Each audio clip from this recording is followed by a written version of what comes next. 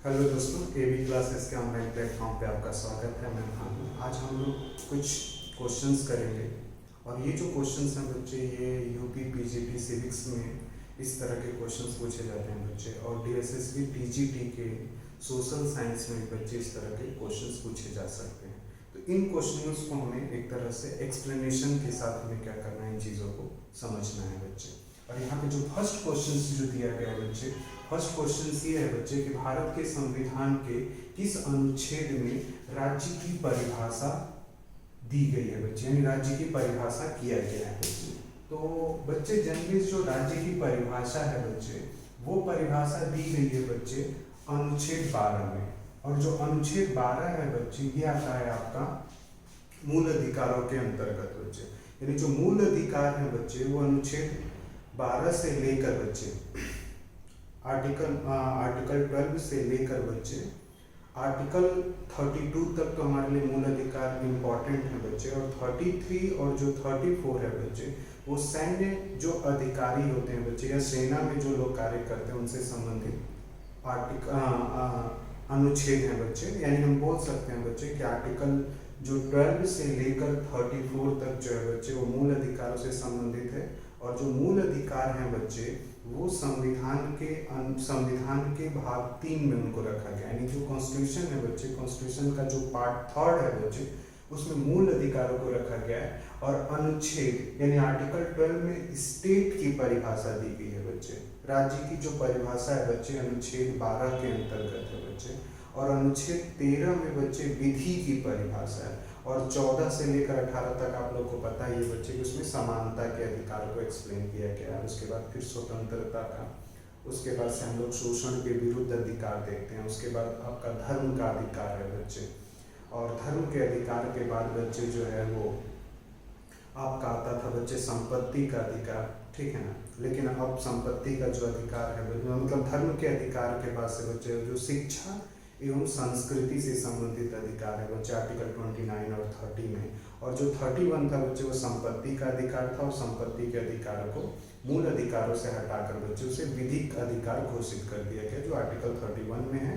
और जो स्वतंत्रता का अधिकार था बच्चे, उसके आर्टिकल 19(1)(f) में भी संपत्ति के अधिकारों की व्याख्या की गई थी बच्चे। तो यहाँ पे जो क्वेश्चन है बच्चे, उसका आंसर जो होगा वो आर्टिकल 12 होगा। तो ये हमें ध्यान में रखना है बच्चे। और इस तरह के जो प्रश्न हैं बच्चे, वो आपसे, ठीक है, जो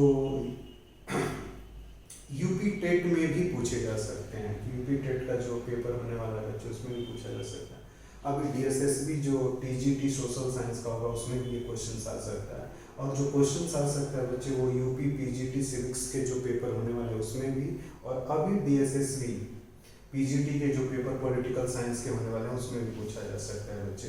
अगला जो प्रश्न है बच्चे कि कल्याणकारी राज्य वस्तुतः मिश्रण है बच्चे, यानी जो कल्याणकारी राज्य वस्तुतः मिश्रण है बच्चे। तो इसका जो आंसर होता है बच्चे कि कल्याणकारी राज्य की बात कहाँ पे की जाती है। तो कल्याणकारी राज्य की जो बात होती है बच्चे, वो एक होती है उदारवाद में, और दूसरा होता है समाजवाद में बच्चे। उदारवाद और समाजवाद में कल्याणकारी राज्य की बात की जाती है। जब आप शास्त्रीय उदारवाद को देखेंगे बच्चे, तो जो राज्य था बच्चे, वो सामाजिक और राजनीतिक क्षेत्र में हस्तक्षेप कर सकता था, लेकिन आर्थिक क्षेत्र में राज्य को हस्तक्षेप करने का अधिकार नहीं था। लेकिन जब उपयोगितावाद आता है बच्चे, तो राज्य को आर्थिक क्षेत्र में भी हस्तक्षेप करने का अधिकार मिलता है बच्चे। तो जहाँ पे राज्य आपके पॉलिटिकल स्फीयर में भी इन्वॉल्व हो सकता है, सोशल स्फीयर में भी इन्वॉल्व हो रहा है, और अगर आपके इकोनॉमिकल स्फीयर में भी इन्वॉल्व हो रहा है, और स्टेट के द्वारा उन क्षेत्रों के विकास से संबंधित अगर कार्य किया जा रहा है बच्चे, तो उस प्रकार के राज्य को हम लोग कल्याणकारी राज्य बोलते हैं। तो कल्याणकारी राज्य का जो विचार है बच्चे, वो हमें उदारवाद में भी दिखता है और समाजवाद में भी दिखता है बच्चे। समाजवाद और साम्यवाद में अंतर होता है बच्चे। समाजवाद और साम्यवाद में अंतर है बच्चे, क्योंकि समाजवाद में और साम्यवाद लगभग आसपास होते हैं बच्चे, लेकिन हम तकनीकी आधार पे अंतर किया जा सकता है बच्चे। कि जैसे भारतीय समाजवाद को आप देखेंगे बच्चे, तो भारतीय समाजवाद में क्या है कि समाज में अगर कोई भी परिवर्तन लाना है, तो उस परिवर्तन के लिए हमें संसदीय विधियों की मदद लेनी पड़ती है या संविधान की मदद लेनी पड़ती है। लेकिन साम्यवाद में क्या होता है बच्चे की जो साम्यवाद है वहां पे परिवर्तन लाने के लिए क्रांति का सहारा लिया जाता है। तो ये एक अंतर होता है बच्चे लोकतांत्रिक समाजवाद में और साम्यवाद में। तो जो समाजवाद है बच्चे, जो समाजवाद होता है वहां पे भी समुदाय को प्राथमिकता दी जाती है, आर्थिक समानता पे बल दी जाती है बच्चे। और यहाँ पे जो राज्य होता है उसके नियंत्रण में पूरे उस राज्य के प्राकृतिक संसाधन आते हैं और उन प्राकृतिक संसाधनों का वितरण जो होता है वो राज्य के द्वारा समाजवाद में किया जाता है। तो वहां पे राज्य के द्वारा भी, वहां पर भी राज्य ही सारा कार्य कर रहा है। और उदारवाद में भी जो राज्य होता है वो क्या होता है, साधन होता है। तो राज्य जो है वो लोगों की सुख सुविधा के लिए व्यवस्था करता है। तो दोनों जगह पे हम देख सकते हैं कि उदारवाद और समाजवाद में हमें कल्याणकारी राज्य जैसी चीजें दिखती है। व्यक्तिवाद और फांसीवाद में हम नहीं बोल सकते हैं, क्योंकि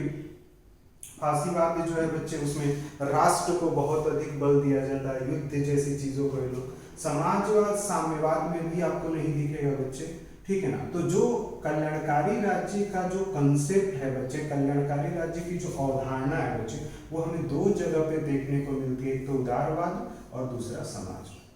ये चीजें हमें क्या करना है, ध्यान में रखना होता है बच्चे। क्लियर है बच्चे।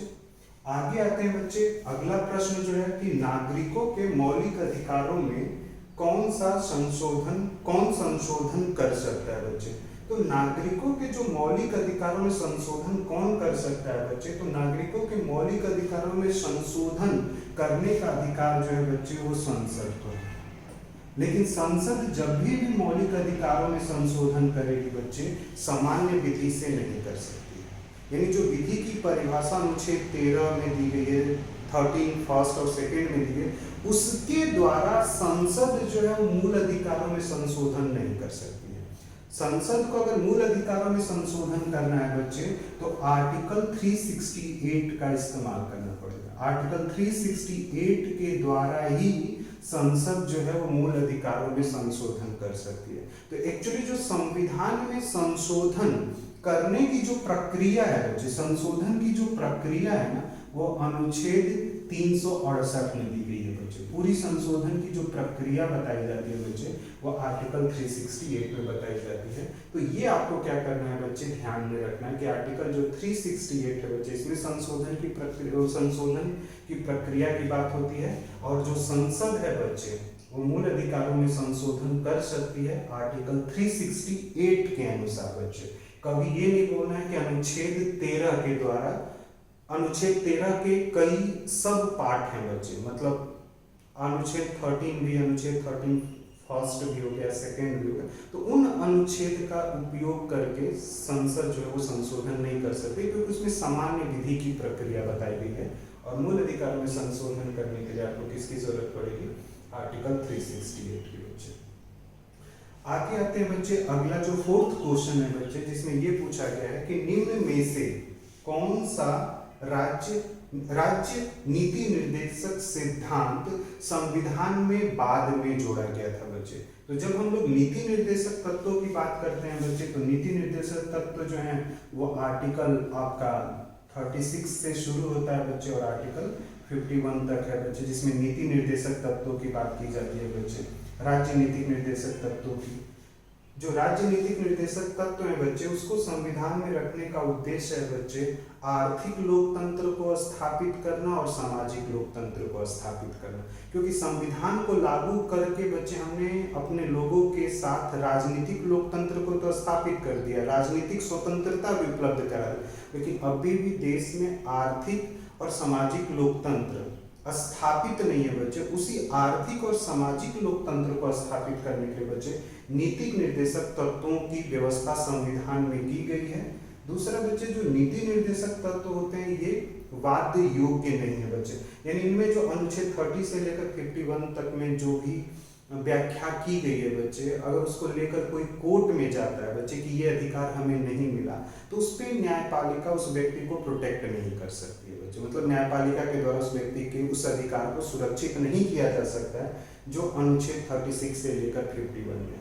तो कुछ लोग राजनीतिक निर्देशक तत्व की आलोचना भी करते हैं, इसको हम लोग डिटेल में पढ़ लेंगे बच्चे बाकी जब आप मूल संविधान जो राज्य नीतिक निर्देशक के मूल को देखेंगे, जो मूल राजनीतिक निर्देशक तत्व हैं बच्चे, तो उसमें ग्राम पंचायत के गठन की बात की गई है बच्चे।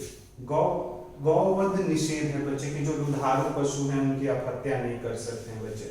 यूनिफॉर्म सिविल कोड की बात की जाती है बच्चे, समान नागरिक संहिता। ये मूल राजनीतिक निर्देशक तत्व हैं बच्चे। जो बाद में रखा गया था बच्चे, वो ऐड किया गया था मुफ्त निःशुल्क कानूनी सहायता बच्चे। फ्री लीगल जो ऐड था ना बच्चे, वो संविधान राजनीतिक निर्देशक तत्वों में बाद में ऐड किया गया था। जो मूल राजनीतिक निर्देशक तत्व हैं बच्चे उनमें नहीं था। ये आपको क्या करना है, ध्यान में रखना है बच्चे। और अगला एक क्वेश्चन है बच्चे कि मनु का राज्य की उत्पत्ति का सिद्धांत आधारित है बच्चे। यानी मनु ने राज्य की उत्पत्ति के लिए कौन सा सिद्धांत दिया है, या मनु ने राज्य की उत्पत्ति के लिए कौन से सिद्धांत को बताया बच्चे। वहां पे जनरली हम लोग आते हैं बच्चे तो वो देखते हैं दैवीय सिद्धांत। यानी दैवीय सिद्धांत का अर्थ ये है बच्चे, या दैवीय सिद्धांत का आशय ये है बच्चे कि जो राज्य है उसकी उत्पत्ति ईश्वर ने की है। ये दैवीय सिद्धांत बोलता है बच्चे। सामाजिक समझौते में बोला जाता है कि राज्य जो है वो एक समझौते का परिणाम है बच्चे। और विकासवादी सिद्धांत में हम लोग क्या देखते हैं कि जो राज्य है वो एक विकास का परिणाम है। तो ये तीन जो सिद्धांत हैं बच्चे, शक्ति का भी सिद्धांत है, ये जो तीन सिद्धांत हैं बच्चे, ये राज्य के उत्पत्ति से संबंधित सिद्धांत है कि राज्य की उत्पत्ति कैसे हुई, ऐसे क्या कारण हुए जिसके वजह से राज्य की उत्पत्ति हुई है बच्चे। तो मनु के अनुसार जो राज्य के उत्पत्ति का सिद्धांत है बच्चे, वो दैवीय सिद्धांत है, जो आप लोगों को क्या करना है, ध्यान में रखना है बच्चे। तो ये कुछ प्रश्न थे बच्चे। इसी तरीके से हम लोग थोड़े थोड़े कुछ और भी प्रश्नों को करेंगे जो आपकी परीक्षा के लिए क्या हो सकते हैं, महत्वपूर्ण हो सकते हैं। या फिर आप जब भी परीक्षा देने जा रहे हैं तो आपको एक आइडिया लगेगा पढ़ते समय भी कि हमें किन चीजों को परीक्षा में जाने से पहले ज्यादा ध्यान में रखना चाहिए, किस तरह के प्रश्न पूछे जाएंगे। तो ये चीजें आप यहाँ से समझ सकते हैं बच्चे। तो आज के लिए बस इतना ही। अगली क्लासेस में बच्चे हम लोग कुछ और भी क्वेश्चंस को क्या करेंगे, डिस्कस करेंगे। Thank you.